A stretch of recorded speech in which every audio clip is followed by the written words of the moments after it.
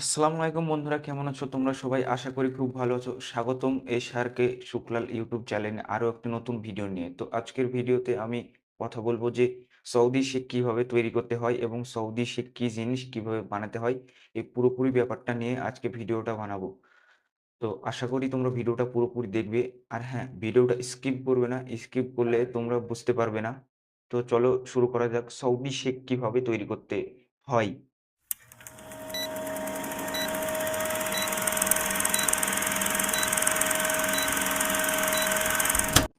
তোমরা হয়তো ভাবছো সৌদি শেক মানে সৌদি আরবে গিয়ে কি বানায়? এমনটা না। সৌদি শেক হলো খেজুর দিয়ে বানানো হয়। সৌদি শেক কিভাবে বানাতে হয়?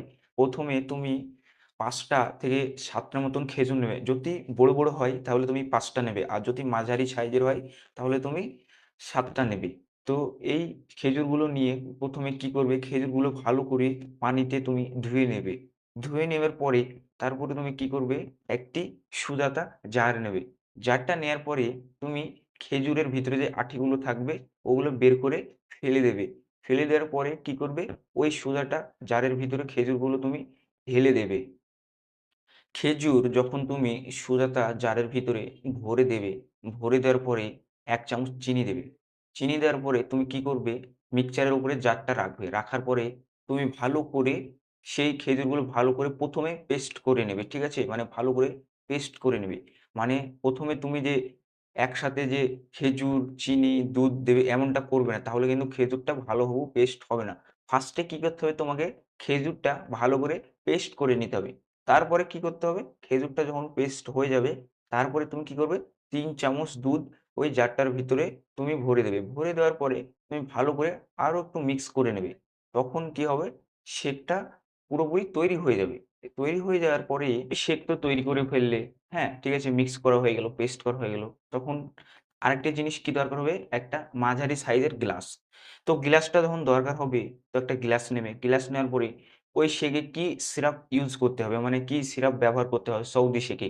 ওটা তো প্লেন শেক, কোনো কালার আসবে না, পুরো দুধেরই কালার আসবে। ঠিক আছে? তো তার জন্য তোমাকে কি করতে হবে? স্ট্রবেরি সিরাপ নিতে হবে আর বাটারস্কচ সিরাপ নিতে হবে। দুটো সিরাপ লাগবে মানে ওটার সৌন্দর্য বাড়ানোর জন্য। তো তুমি স্ট্রবেরি সিরাপ আর বাটারস্কচ সিরাপ এই দুটো সিরাপ নিয়ে নেবে। সিরাপ দুটো নিয়ে নেওয়ার পরে তোমাকে কি করতে হবে? ওই গ্লাসটার চারি সাইডে ভালো করে লাগিয়ে দিতে হবে। ঠিক আছে?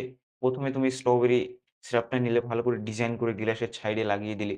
ওই স্ট্রবেরি সিরাপের উপরে তুমি বাটারস্কচ সিরাপটি আরো সুন্দরভাবে লাগিয়ে দিবে। তো দুটো মিক্স করে লাগাবে যাতে গ্লাসটাতে কালারটা ভালো দেখায়।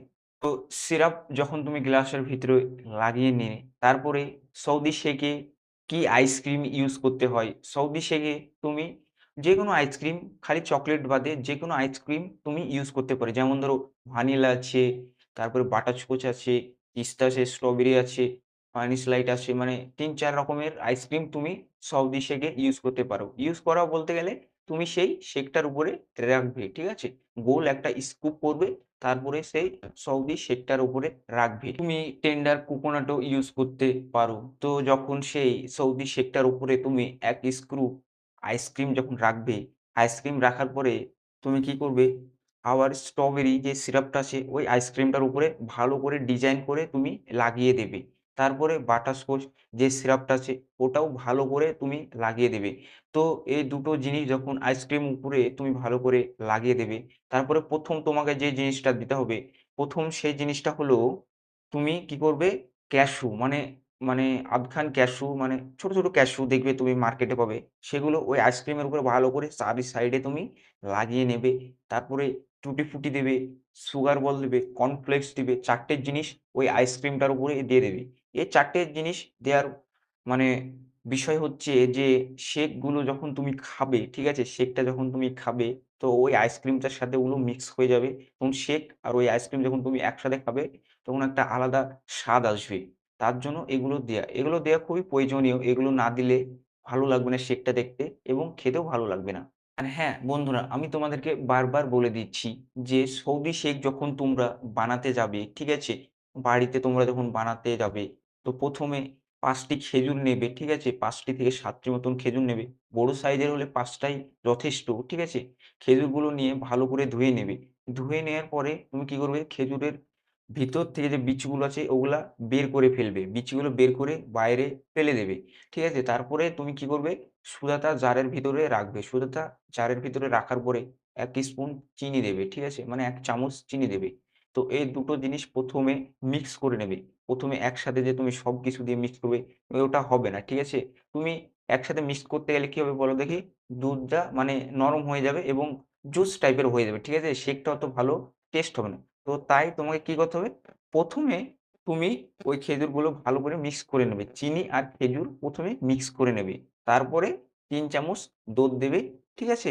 দুধ দেওয়ার পরে তারপরে আবার মিক্স করবে। ঠিক আছে? তো ফার্স্ট এ তোমরা খেজুর আর চিনি একসাথে মিক্স করবে। ভুলেও যেন ৩ টে জিনিস একসাথে মিক্স করবে না। তাহলে কি হবে? পুরো দই হয়ে যাবে এবং জুস হয়ে যাবে। শেকের কোনো অস্তিত্বই থাকবে না, তখন জুস হয়ে যাবে। ঠিক আছে? আজকের ভিডিও এইটুকুই। দেখা হচ্ছে আগামী ভিডিওতে।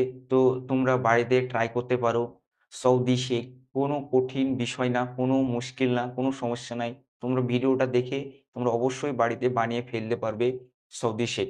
আর হ্যাঁ, ভিডিওটা ভালো লাগলে একটা কমেন্ট করে তোমার মতামতটি কমেন্ট বক্সে জানাও।